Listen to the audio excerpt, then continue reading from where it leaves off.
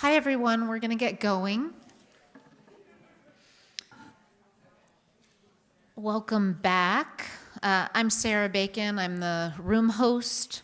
Welcome to Strengthening Your Care and Support Team, sponsored by Horizon Pharma.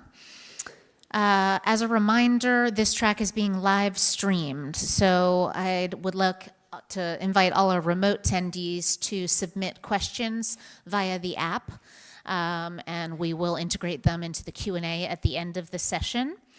And our last breakout session is being presented by Brad Thompson from Child Neurology Foundation. He will be leading our session, The Road Already Traveled, translating your experiences into support for new families in your disease community. He'll be sharing how you can help your specific community and engage new families. Please join me in welcoming Brad. And also, raise your hand if you haven't gotten a copy of the PowerPoint presentation, and I'll come around and give you one. Okay, thank you. All right. Thank you for being here today. I would prefer not to do stages and podiums and all those kinds of things. So, if it's okay with you, I've been told as long as I stay within the bright lights, everybody can see and hear me.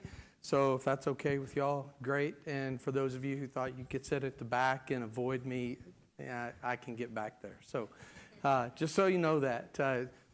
Long day, right? Full day. Hope you've learned quite a bit. We will try to end this on a high note that doesn't drive you out of the room early this afternoon. If I do that a couple of times, I apologize. I don't have a chronic illness, but sometimes it feels like I do. Let me start by saying this. I am incredibly humbled to be here. I would have never chosen to get to be in this spot for the reason that I am here, which is I have a daughter named Haley. She turned 28 yesterday, and she has a variety of special needs that have totally changed our life. And I would tell you that if I'd had the opportunity to choose, I'm too big a coward to have chosen her. And so I'm thankful that I didn't get to choose, because living life with Haley has taught me the most important lessons in life, and it has led me to meet some of the most incredible people in the world.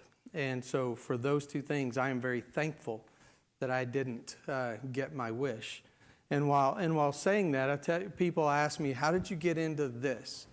And I said, well, life just kept dragging us back. But I have to start by telling you that there's a reason that Haley's 28 and the Haley Project's only 17. And that's because it took me a few years to come around to the idea that this really was the life that I was called to lead. And so with all of that being said, I'm excited about the opportunity. And I want you to know that I'm only the talking head for this program, because this is truly a joint effort between everybody that's associated with the Children's Neurology Foundation. Two of them are sitting right here, Steph Muha and Amy, whatever her last name, Miller is. Yeah, there are two Amy's that are almost joined at the hip, and the other one's Gibson, and so I have to make sure. Amy Miller. And I wouldn't be standing here if it wasn't for both of these ladies. So if you have any really difficult questions in the previous session that I told you that would be Karen, but in this session, talk to them. They're the smart ones in this room.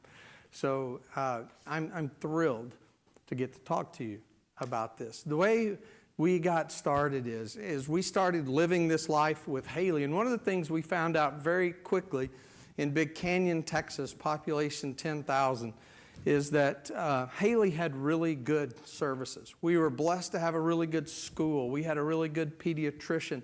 We had subspecialists that we really thought a lot of and that we trusted. And so because of all those things being in place, it wasn't about Haley. It started to become, how are Brad and Karen Thompson going to manage all of these things? And how are we not only going to balance care for Haley, but also for Justin, her brother, who's 18 months older than her and didn't choose this life either. And as we started going to different parent meetings, one of the things that we recognized pretty quickly is that the kids were okay. It was mom and dad who were really struggling. And how do we help them come to terms with what they have so that they can create this environment in their home that allows their kids to reach their potential? Which, whether your child is typically developing or on the special needs spectrum, our job as parents is simply to help them reach their potential, right? And so if we do that well, we've done our jobs as parents, and that gives us peace. And so we started trying to figure out, how do we connect to families to do this? And our first attempt was through school, and that gets awkward because school has to invite people that you've never met, and they have to come to a meeting with a person that they've never met, and they have to decide that it's worth their Monday, Tuesday, Thursday, Friday evening to do that. And you all know that you could have the greatest person in the world coming to speak about something you care about on Monday night, and by the time you get home from work and you might prop your feet up, you're not getting up again, right? You're just not. And so it always concerned me when we would have 20% participation, excuse me, and the school would be excited about it because that's like the best they ever had. And I'm like, are you serious? Well, but as a parent, I now fully understand that, right? So how do we get to people better and sooner?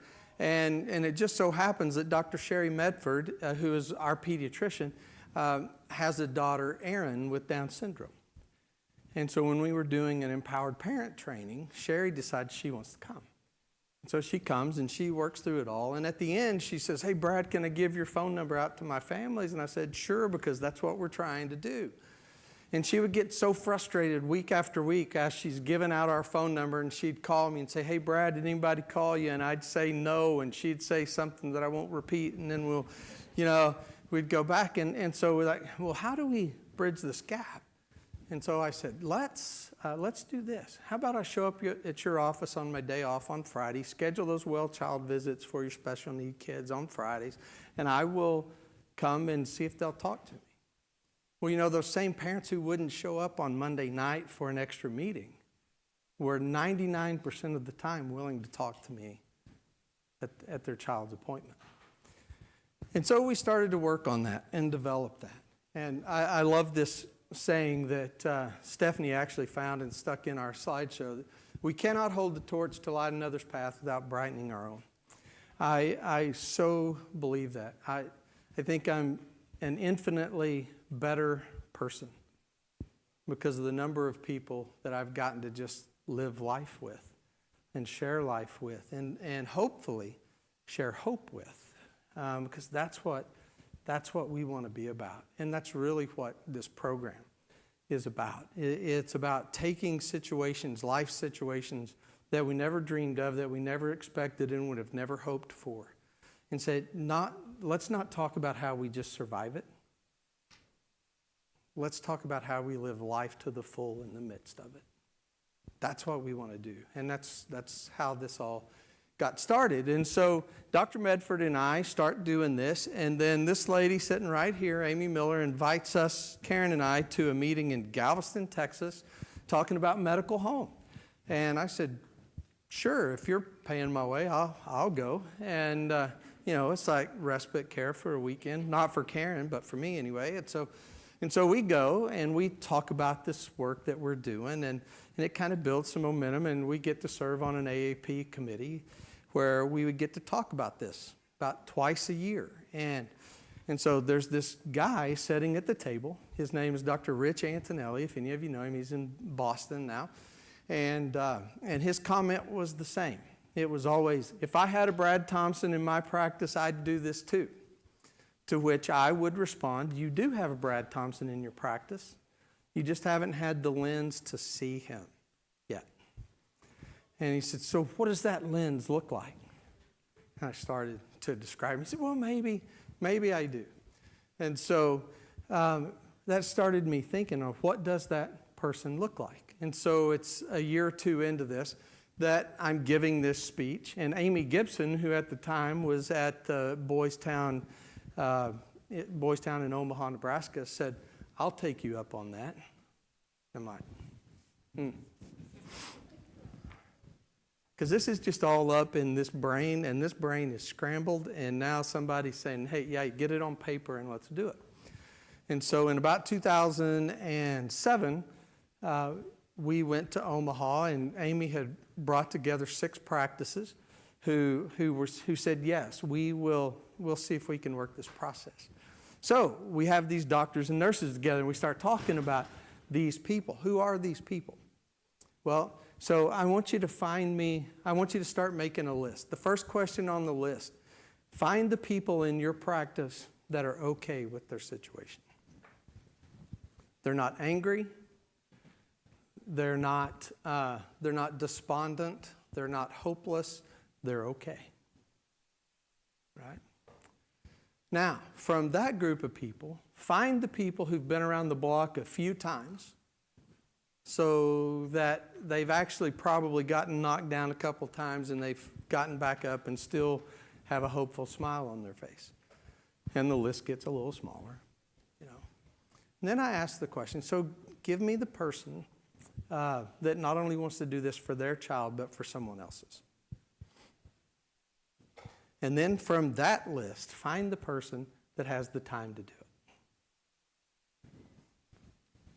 All 6 practices identified caregivers who could do this. And so we trained them, and they continue. Some of them, the original people that we trained 8 or 9 years ago, are still working in their practices. And they're being paid. And so I was like, whoa, it actually works. You know, that was thrilling for me.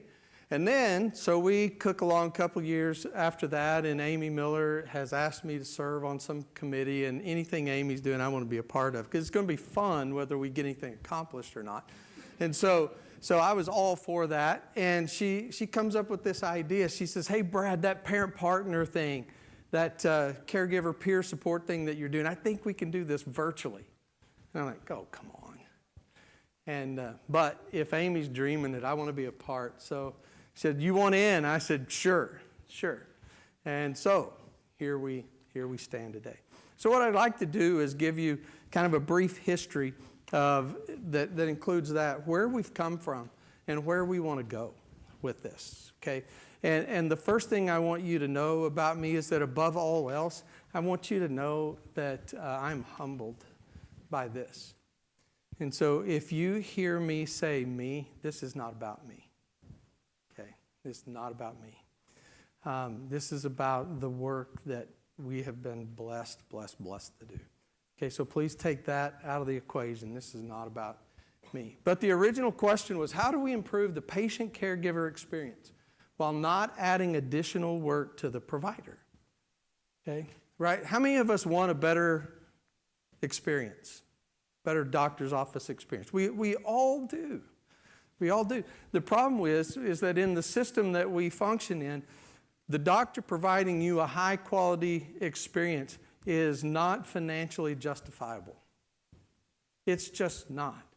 And when you have a child with special needs, all of the questions that need to be asked and answered, it is impossible to do that in a time-sensitive way that allows most general practitioners to keep their doors open.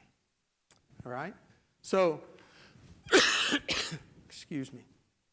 So, as we're looking at that, how do we create that high quality experience while not adding that burden to the provider? How can we take some of those things off of their plate while still making sure that they have them? And what we find is that a lot of the things that produce that high quality customer satisfaction piece have nothing to do with medicine. Okay? And when you have a child with special needs, especially once you have the diagnosis and you have those things in place, a lot of the big questions that parents are trying to answer aren't about medicine anymore. So now Dr. Medford is sitting in a room answering this question about school services. How do I get my teacher to listen to me? Well, I don't know what goes on in med school because I wasn't smart enough to get in, but But that's not something they talk about, okay? She doesn't know any better than most people how to build that relationship with school, right? Dr. Medford, only because she has a child with special needs herself, has had to access some local services. But most pediatricians, specialists, have no idea where those local services are or who provide them.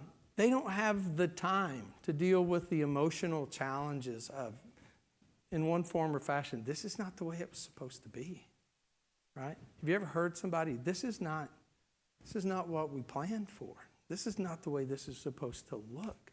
I had dreams for them and dealing with that. And then the family issues of, I've talked with hundreds and hundreds of families, and probably the most gut-wrenching experience for many of our families is that family gatherings and holidays are the worst experiences of their lives because their kids don't fit. And to have somebody that can say, I kind of get that, is so helpful. Well, those conversations are not short ones, and they are not billable. And without some support, who ends up having those? Your well-intended pediatrician does, right? So the case for peer support, Dr. Edwin Fisher, who's the director of Peers for Progress in the University of North Carolina, has done tons of studies on peer support and the value of it. And I'm so thankful that his group has done this, because for most of my peer support life, this has been a warm and fuzzy thing. That everybody says, oh yeah, it's a great thing to partner parents with parents and give them a place to talk and to be safe and all of this. But where's the value? And in the current condition of our medical system and all of that, value has to be a part of the conversation. And so one of the things that they found, and you say, well, there's no value in this, but one of the things they found is that human beings are more effective and happier when they have, number one, someone they can talk to about personal matters. Okay? That people are happier and more effective when they have someone who cares about them. And then the third thing is they're happier when they have someone who can help them when they need help. Okay? There's sometimes that you just need help right now, and that appointment a week from now or 2 weeks from now or whatever is not going to help you. But to have a peer that you can pick up the phone and call or email and have a conversation with becomes something that can literally be life-saving. Okay? Did you know that the risk of death associated with social isolation is greater than the risk of death associated with cigarette smoking? I'd love to tell you I did that research, but I didn't. Okay. Yeah. Social isolation is one of the primary indicators for anxiety and depression. And so if you start to think about this social isolation, when you have a child with special needs, you're instantly segregated, right? All of a sudden, our life becomes very different. My peers are going to a well child visit once a year to get their school physical and their immunizations, and they're going on. Brad and Karen are going to about, early in Haley's life, 30 to 40 doctor's visits a year. And that's not including trips to the hospital or trips to get an EEG or an MRI. That's just those things. And then because of her limitations, there are just some things that we can't do, right? Now, there are some opportunities for us to use that. So, when we're at that family gathering that's not going so well, it's amazing. Now, Karen is like the most responsible person in the world, but there were times at those family gatherings that Haley's medicine got left at home. And I can't tell you how many times she found it on the way home. But y'all can draw your own conclusions. So, okay. Thanks for at least chuckling about that. Yeah. So it just puts us in a different place. And to have someone who understands it becomes very valuable. And you don't have to live in the middle of nowhere like I do, in the middle of the panhandle of Texas, to be isolated. You can live in the middle of Orange County, California. And because your life is different enough, you can live as if no one understands you, right? And having one person that you can talk to can sometimes be the difference between healthy and unhealthy, which then leads us to what is the cost to our system and to our kids of caregiver burnout. And I see this on a regular basis, that it's not about parents who don't love their kids. It's not about parents who don't care about their kids. It's about parents and other caregivers who are just exhausted. And it ends up leading to neglect. Okay. And that's a big, big price to pay, right? Strengths of peer supporters. Okay. They have similar issues related to chronic health, to the chronic health population. So we share similar stories, right? And that's important. When I'm trying to talk to somebody about my life, I want to have some idea that they have some understanding about it, right? They have common perspectives, which allows them to share experiences, and that's important. When you're talking to other people, the people we're talking about or talking to believe that in some ways we are like them, and that helps them to engage us. Another thing, oddly enough, is that we're not professionals, okay? We're just parents. We're just caregivers. And that kind of feels like it evens the playing field for them. And then the last thing that's really, really important is we have time, okay? We have time to be available to them. The benefits to families. Number one, it gives them someone who's been there, okay? When somebody emails me on the FSEP site and they're telling me about their child, they're telling me their child's story, one of the first things I get to tell them is that, yes, I'm Brad Thompson, and yes, I'm this and that, but the primary thing they want to know is, I have Haley, who just turned 28 years old. And especially when it's a dad, I have an opportunity to just connect to him and say, I'm a dad too. Okay? And that's helpful. It gives them someone they can talk to away from the doctor's office. You don't need an appointment to get in touch with me. We can visit anytime. It gives them support away from the office for things, other areas of life that are just as complicated, right? I mean, we get caught up in the medical stuff, and this is kind of a medical conference, but I'll tell you, there are times when the school system can be just as complicated as the medical system. And if you've ever really had to deal with Social Security, you know that I'd rather go to a school meeting than the Social Security office, right? And so you're dealing in all these areas that are very complicated, that you're there because your child is not what you expected. So number one, we have to deal with the grief of that. And then we just have to deal with the complexity of those systems.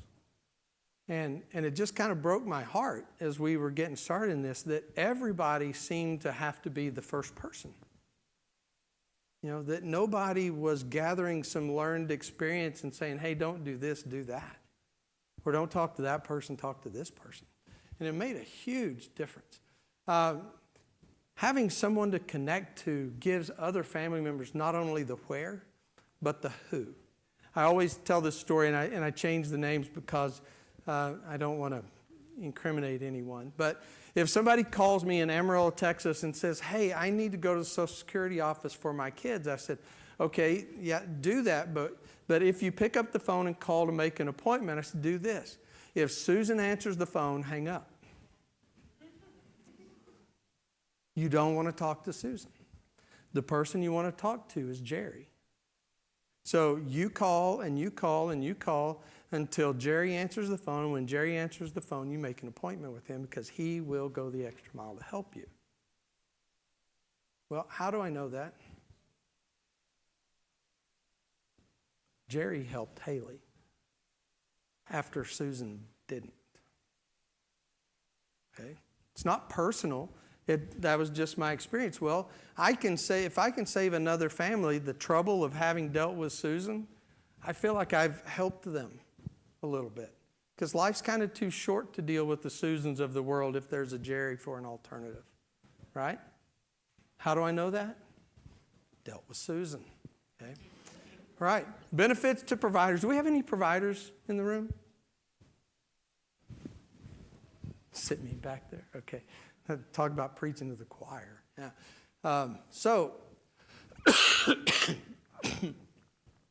It's great for audio. The primary benefit to providers is that you have a partner to the medical team that helps you achieve truly comprehensive, family-centered care. In my work in the medical field, most of the time, comprehensive, family-centered care is centered around the medical silo. And if we don't see comprehensive care for children with special needs as including all of those big silos, we're missing the point. Because all those other places are equally exhausting. And sometimes we may even need to compromise on some things we would do in the medical world to make sure that the rest of life works, right? So what are the things that providers do regularly that is not in their training and is not reimbursable? And what if we took those things off their plate and gave them to somebody that had more training, had more experience, and didn't need to get reimbursed for their time? Would that change? How many of those things that if you're working as a provider or you know a provider, they received zero training for, right? Okay, so how do we get to there? So several years ago, when we were having this conversation with Amy Miller, and Amy said, Brad, I think we can do this virtually. And I said, Amy, you can't build relationships virtually. And she said, oh, Brad, I think we can. I'm like, I don't think so, but it's Amy, so I'll give it a shot. And again, I don't know if we're going to accomplish anything, but we're going to have a good time while trying. So it was worth a shot. And what I found were some amazing, amazing things. So they created this program called the Family Support Empowerment Program. And so we have to have an acronym, right? So it's the CNF FSEP. That just rolls off the tongue, doesn't it? Yeah. And so what are we doing? We're here to listen. Okay? We're here to help. We're here to point you in the right direction. And primarily, we're just parents, just like you. Okay? So how many of you are parents? All right. So when you learned of your child's diagnosis, were you clear on the path that you needed to take from the moment you heard it? How many of you had it figured out day one? Yeah. No. So how many of you asked this question? Does anyone know what I'm going through? Anybody? Yeah. And here's one thing that I'm big on when we train people to do this. I will never tell you that I know how you feel, because I don't. I know how I'd feel if I were in your shoes. I know how I feel in my shoes. I don't know how you feel. But what I can promise you is that there's no guilt or shame or judgment from another parent in the way that you feel. And that is what you need to hear. And the fear of that guilt and shame and judgment keeps many of us from ever talking about our feelings, right? So, the second question that people are asking, where can I go to find good information? Right? I think the internet is most doctors' worst nightmare. You can Google and find something about anything. And if you're in your right mind, you need to recognize that probably 2/3 of it's pretty worthless and useless, but some of it's pretty well packaged and can kind of make sense, especially to a desperately searching parent. Right? One of the things that we get to do is, using doctors and nurse practitioners as part of our team, we get to make sure that the information that we're connecting people to is well vetted, medically sound, and actually helpful to the family. Okay? You ever struggle with how to explain your situation to your friends? How do I tell my friends this is what's going on? Yeah. How do I handle the siblings? How many of you have other children besides your child with special needs? Yeah. Do any of them struggle in their situation? It's okay if they do. They didn't ask for this any more than I did. And I was an adult. Well, I was adult age when this showed up, when Haley showed up, right? And here's Justin, just 18 months older than her, trying to figure out who he is in life and wrestling with all of that, and having this little sister who can be very time and energy dominant, right? How do we create this environment for our siblings that they don't grow up resentful and rebellious, but rather wanting to be a part of their brother or sister with special needs team? So those are huge questions. Then the big question for us is, now what? Okay, you can tell me you don't like it. You can tell me you didn't ask for it. You can tell me all of these things. The only real question that matters is, now what are we going to do? Okay, and helping answer that question for families, really just being a sounding board and feeding back information to them. It's one of the great blessings that I get to experience in my life. So FCEP offers families a direct connection with an experienced, compassionate peer to help navigate the journey of diagnosis, treatment. Y'all can read probably better than me. Along with relational support, we're trying to share sound advice. But I'll tell you, the thing that makes this particular project different is that there are a lot of resource centers out there. There are a lot of places that you can go and get connected to a support group or whatever. But we are really keen on the idea of limiting and lessening the impact of isolation. We are really, really, really trying to build relationship. And that's an important thing. Okay.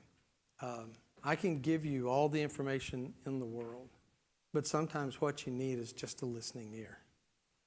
And by helping you with a resource, you might build some trust where you'd call me back or email me back in order to share that. But that's what we're looking for, because some of you have done this long enough to know that this is not a sprint, it's a marathon. And Haley being 28 years old, because medicine has improved and Haley's situation is not incredibly severe, Haley's probably not halfway through a race yet. And Brad and Karen need to stay emotionally, physically, relationally healthy enough to try to see her to the end. So about a month ago, because my other hat is working for a church, I do funerals for kids with special needs. And about a month ago, we buried a 56-year-old whose parents outlived her.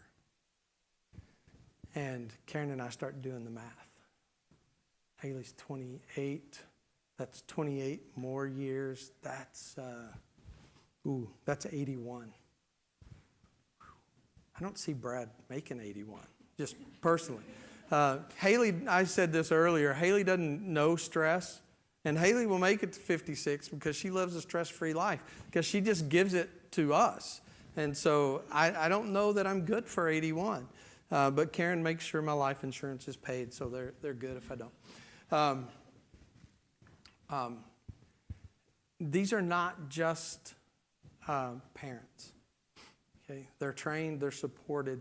One of the great things from Dr. Fisher's research was that it wasn't just that you had a peer to talk to, is that that peer was trained. And they were trained in things like emotions, understanding emotions and navigating them. They were trained in communication skills. They were trained in listening skills. And they were trained in boundaries. And not only were they trained in those areas with a couple of more, they were also supervised and supported along the way.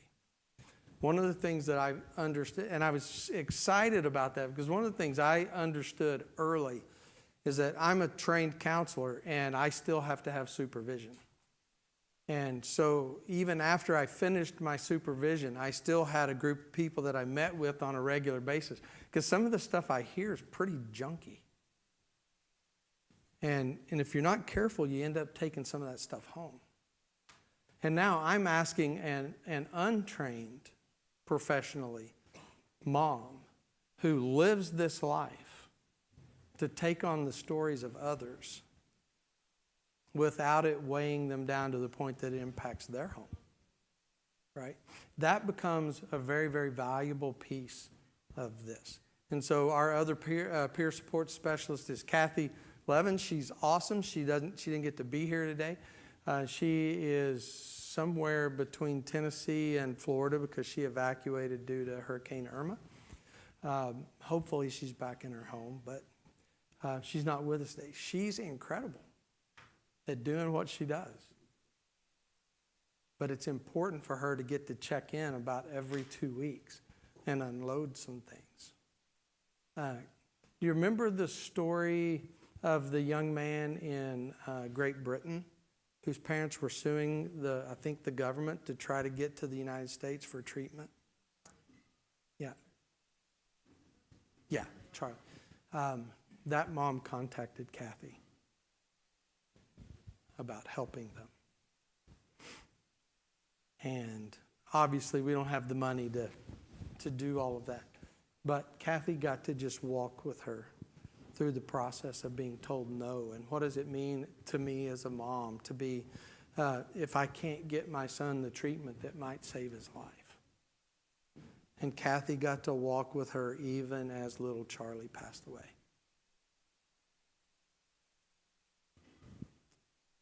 Do you think there's value in that? To be able to say, you're a good mom. Even if you don't win this fight, you're a good mom. Right? And Kathy got to engage her and tell her that. There's value in that. When most people run, Kathy walked in. And that's pretty powerful. Peer support specialists are parents who build on their own shared experiences. At the same time, as you heard me say earlier, we will never say, here, I know how you feel. Okay.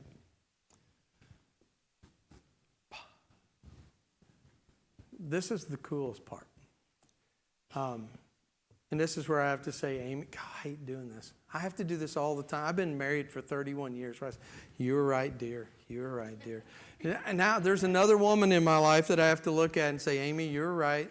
You're right. This will work. This will work. It's been amazing to watch. But basically, parents all over the world speak the same language. And they're asking the same questions. Am I being a good parent? Okay.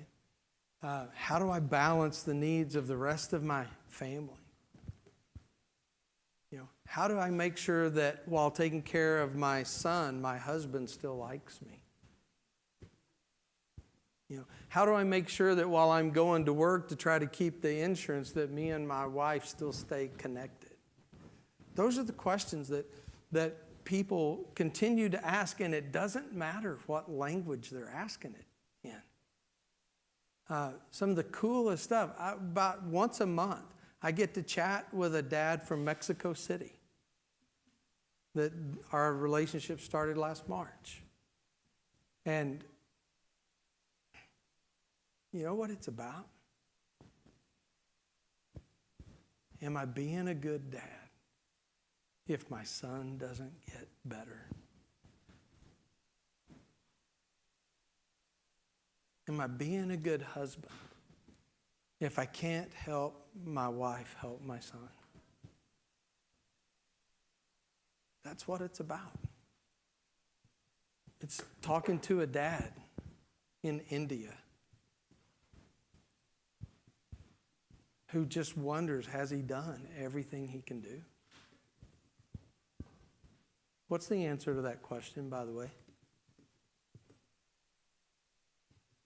No. The answer is no. We've never done everything we could do. But have we done everything possible? Yeah.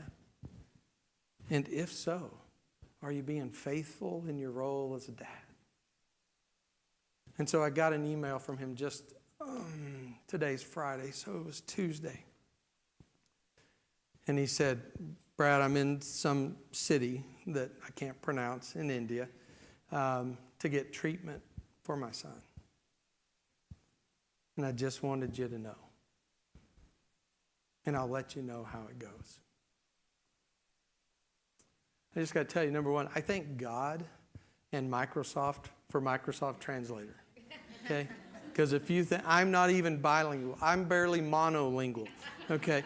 But Microsoft Translator does an amazing thing for us. We've spoken with people all over the country, and my first line to them after I introduce myself is if Microsoft translates a word that I said to anything that's offensive, I apologize up front, but it didn't mean that in my language. And so far, I haven't offended anybody to the point that they didn't respond anyway. So, yes. Oh, so you're saying I got to go. Okay. Speaking of global reach. So, do we have a magic list here? So, since January, since we've been tracking this, all these little dots are places in the world that we've been able to reach families. And this is with almost no connection or no advertising or anything like that. They have found us in most cases. And this map, just 3 weeks old, is already obsolete. We've now worked with families in 41 states, if you include the District of Columbia, and 30 countries. So here's what I want you to do. I want you to, I'm gonna skip that for now. So I want you to pull out your smartphone or your computer. Some of you are already on the internet checking email. I know, I sit in these meetings too. Okay, and go to this website, www.childneurologyfoundation.org/FCEP. Now, if you are from one of these states, Alaska, anybody? North Dakota? South Dakota? I realize nobody lives in these places. Maine? Anybody here from Maine? Nope. New Mexico? New Mexico. Oh. Iowa. Okay. Rhode Island? Oklahoma? Kansas? Wyoming? Vermont. Those are the 11 states that we don't have anybody from. And I am just shallow enough to say, would you please go on that website, fill in the information, and if you just say Brad was a dork, it doesn't matter. We can say that we had people from these 2 states, all right? So that will cut it down to, we're just 9 states short. Now, that would be awesome. Yeah. So, what will they do for me? The big question is, what will they do for me once I connect? Well, all of those things we talked about in the beginning, we will do for you. We will try to do for you. We will connect you to resources. We will listen to your story. And we will respond in ways, hopefully, that allows us to build a relationship. Because, Lord willing, your children are going to live for a long time. And you're going to go through many challenging seasons of life where you're going to want somebody to just be able to reach out to and ask the question, am I doing this right? Am I being a good dad? Am I being a good mom? Am I taking care of the other siblings the way I should? All of those things. And we want to be able to be available to you throughout the process. Now, what we will not do, we will not give medical advice. I started to go back and count how many families have sent us EEGs, have sent us other reports for us to read and see what we think. Most of those come from foreign countries. I can't tell you how many doctors from foreign countries we've had reach out to us for information about different diagnoses. And that's the second thing that I want to tell you that I'm really thankful for. You know, none of us got to choose the parents that we were born to or the nations that we were born in. And I have no doubt that we have a lot of work to do in our country, that there are a lot of broken things. But just talk to a dad in India, and then you'll appreciate what we have here. Talk to a dad in Mexico City, and you'll really appreciate what we have here. I'm not saying we can't make it better. I'm just saying we are blessed, and we should appreciate that. Right? We will not give medical advice. We will not give second opinions. We will not critique the medical advice you've received. This is important that we say this because the primary referral source that we're going to have is from neurologists especially, but doctors in general who have to trust that we will give sound advice and sound encouragement. And the truth is that in the family support world, there's a lot of bad advice being given. There's a lot of adversarial advice being given. There's a lot of anger being shared. And that just doesn't work long term. Okay? So we will not do those things. So we want to expand our reach. And one of the primary reasons, we came here to tell you about this cool work that we're getting to do. But we're also telling you this because we want you to share in it. Is there anybody here from a specific disease support organization? Couple. Okay, tell me what it is. Okay, I have no idea. But so obviously you know more about that than I do. So what I would love to do is to be able to build this network of people, of groups, who when somebody sends us an inquiry for your particular diagnosis, that I would be able to say, you know, I will be happy to walk with you through this, but I also want to connect you to, y'all's name tags hang too low. I would love to be able to connect you to you because she's lived your particular diagnosis. And I think that's the greatest thing that we could do for these folks. We have to grow the network of medical providers as well, because that's where we're going to receive our referrals. Okay? They're the ones who are seeing our families. We want providers to think of FCEP as an extension of the services they can provide, and that those services will always fit within what they're trying to do. And then we have to grow the network of support providers. So who are the groups that we want to partner with? Here are the things that are important to me. And I ran them past Amy and Steph, so I think I have permission to share them. That we believe that listening is as important as talking. Okay? That I believe that parents know their children best, but they don't know everything. And if we don't stop and listen, we're never going to learn. Okay?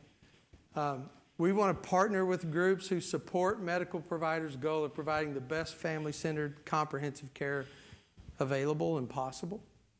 Okay? But it's in a support role. I shared that we believe that caregivers know a lot, but they don't know everything. We believe in helping parents build teams that extend beyond the medical community. It's really, really important. We're not going to reach Haley's best possible life by ourselves. Okay? Haley's team is huge. And because of that, she has a really full life.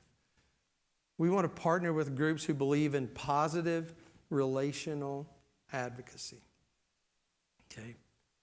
If you're angry and hiring lawyers, we're going to have to talk about that. All right? It's exhausting. Okay? And anger just ultimately leads to isolation. Okay? And we know where that leads. We want to partner with groups who see this as a relational journey not just a place to get information. Okay? We want people to work with us who will walk with families.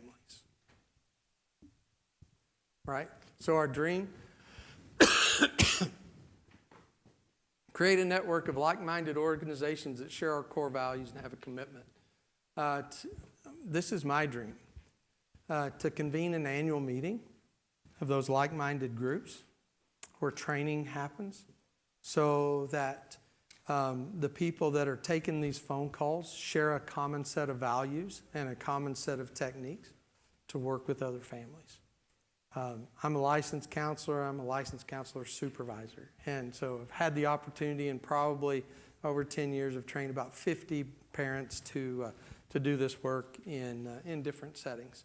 And then I believe it's a win-win-win. And so here are the wins. The first win is for the family because they get better, more family-centered, more comprehensive care. Okay?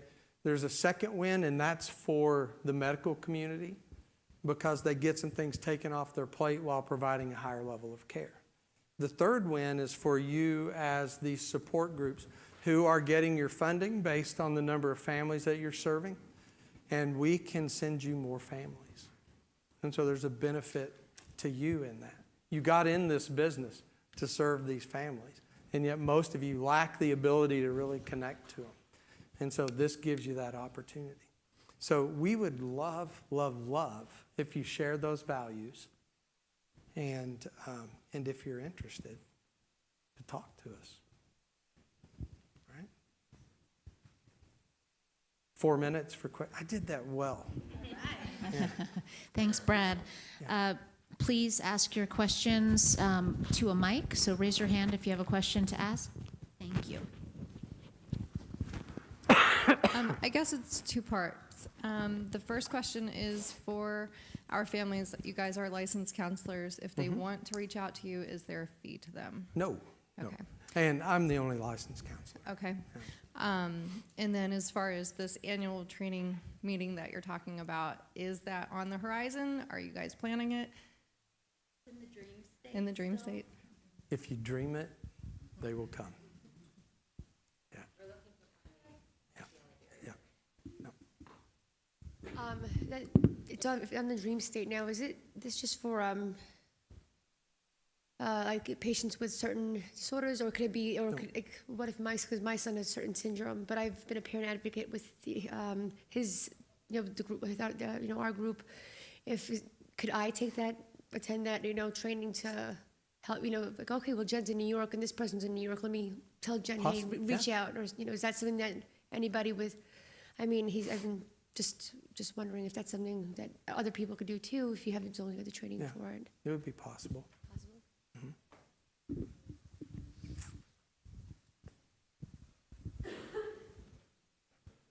I'd like to thank you for sharing your story. I don't know how many people here feel the same way I do, that he's just talking to me right now, right?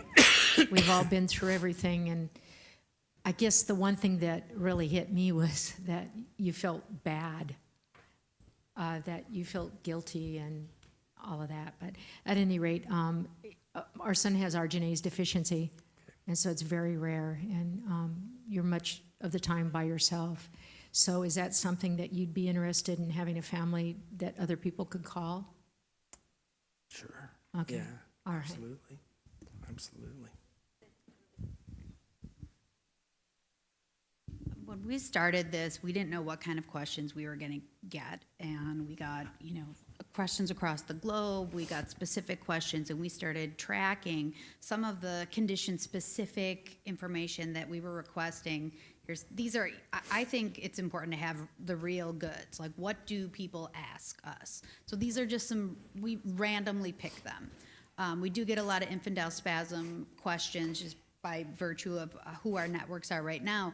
But we had a couple conversations, Brad and I, earlier with a couple folks, maybe in the room or not, during his first talk. They were like, my condition is X, Y, and Z. I'm going to be honest, I haven't heard of half of these conditions. But the important part and why we're here and why we're making the connections is, if folks ask about infantile spasms, we have a go-to person. Or, do Q15, I think that's what it is, Vanessa. we, through relationships with her and other projects, if we do get a question like that, Brad's not a doctor, Kathy's not a doctor, the relational support is universal, but if it's, I just wish I knew someone else who had this condition like Johnny does. Hey, we know somebody. So all of you all, we're looking for this big network that if that question does come in, we're not trying to reinvent the wheel. Parent support is not a new idea. We're definitely building on what's already happened. But in the event, we're trying to build sort of a resource, a collection of legit people, legit sites that are sound and can really give a connection to people. Because like Brad said, you can search on the internet and who knows what you're going to get. But, you know, we really do want to build it. So that's what's so wonderful about this conference. We're meeting all sorts of people from so many different areas. So Yeah. We are blessed to be in a position. One of the things I don't like about this community of folks is that there are a lot of turf battles, and we're not interested. Okay, just not interested. And so I don't need to be the hero for Duchenne muscular dystrophy. I just need to know the people who will walk with their families. And then I kind of get to be a hero because I connected them to the right thing, right?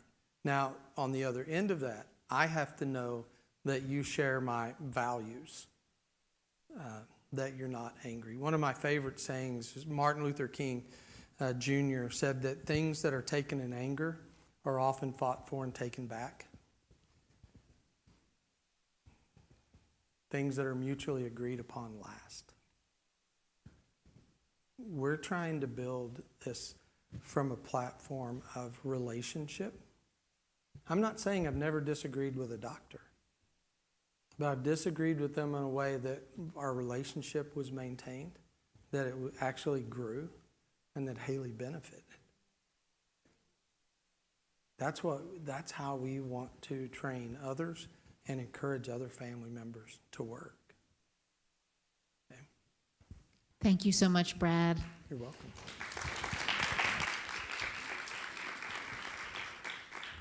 So, But just so you know, I don't know if you have more questions, you want to talk more. If you're from a group and you're interested in being a part of this network, this is what I'm here for the rest of the day, tonight, first thing in the morning before we go there. and if you enjoyed this session, I have a feeling many of you did, please go and rate it on the app or give us your feedback. I would like to invite everyone back to the main ballroom for a documentary screening and discussion on the story of hope and persistence by We Carry Kevin. Their presentation will be followed by a backyard party and reception sponsored by PRA Health Sciences. And thanks again, Brad Thompson.